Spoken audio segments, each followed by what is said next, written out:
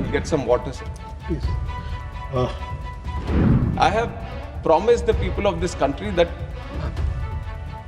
Thank you. Thank you. She has always been so caring, sir.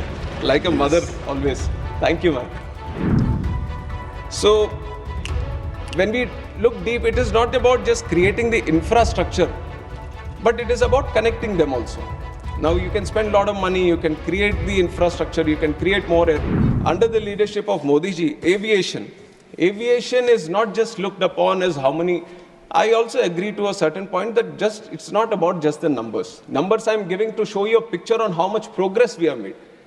But if you look at the true sense on why we want to promote aviation, why we want to make it one of the best sectors in the country, in the whole world, because when we talk about aviation, we talk about tourism. When we talk about aviation, we talk about economic activity. When we talk about aviation, we talk about real estate growth. We talk about job creation. When we talk about aviation, we talk about industry.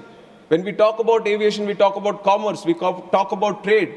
And we talk about aviation, we talk about culture. And when we talk about aviation, we talk about agriculture also. And that is why aviation is a very important nodal sector that needs to be given that push. And with this idea, sir, I'll get some water, sir. Please.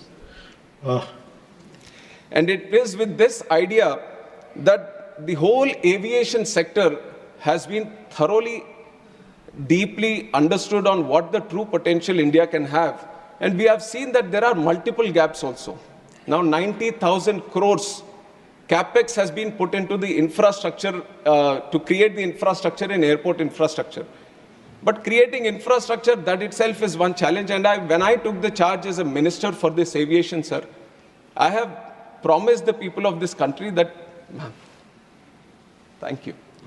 Thank you. She has always been so caring, sir. Like a mother, always. Thank you, ma'am. So, when we look deep, it is not about just creating the infrastructure, but it is about connecting them also.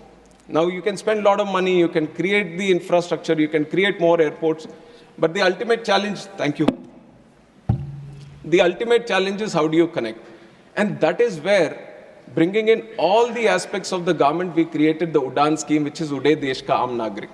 Through the Udan scheme, the challenge of these airlines, because it is a market-driven industry, where they feel there might be a non-viability in running a route, the government has taken the responsibility a little bit on himself, and it has said that why don't we provide the viability gap funding? It was the first time that it has been done at such a large scale, and through the Udan scheme, now we have started 609 routes in the country in just 8 years span of time. Nowhere in the world you would have seen such a scheme, which has been run by the government itself, so that the non-viable routes, the airlines can come and start the routes and facilitating the routes.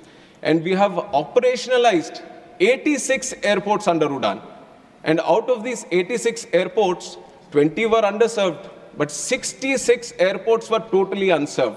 What I mean by unserved is that not a single flight was going to these airports. But that was a challenge the government has taken up. Now we have constructed the airports, but we have to start the airline connectivity also. And through the Udan scheme, we have given the viability gap funding, and we were able to run all these airports. We were giving them those connections, which was very, very required for the people of that state or of that region or of the airport. And we have operationalized 86. And we can proudly say that Udan has been a real success story of the Indian aviation, which are showcasing to the whole world under the leadership of Narendra Modi ji.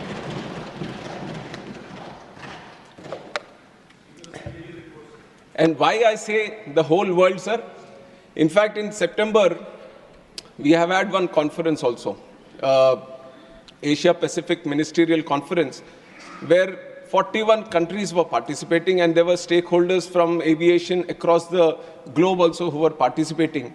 And 29 countries have sent in the best of the people who represent aviation from their countries. And I have heard all of them speak in that conference, and they have proudly said, the real thing that we can pick up from India today is how it has improved the domestic connectivity within the country, and how it has launched the RCS Udan scheme so that it could facilitate the regional aviation in a very big way.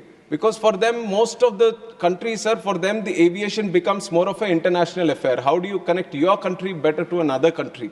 But a lot of them couldn't crack the challenge of internal connectivity. But now with this Udan scheme, we are showcasing it to the world that a little push, a little commitment from the government, you can create wonders, and that is what we have done through the Udan scheme. And now through the Udan scheme, we have kind of addressed the accessibility. Now the other thing that I've mentioned after taking charge as a minister was that I want to bring in affordability also. And I understand all the concerns that each and every member has raised regarding the airfares. I'm also a citizen of this country, and I was also a member, and before member, I was also a passenger. So I know one of the challenges that the people of this country face when they're traveling, and I understand the true spirit in which people would have spoken about the airfares also.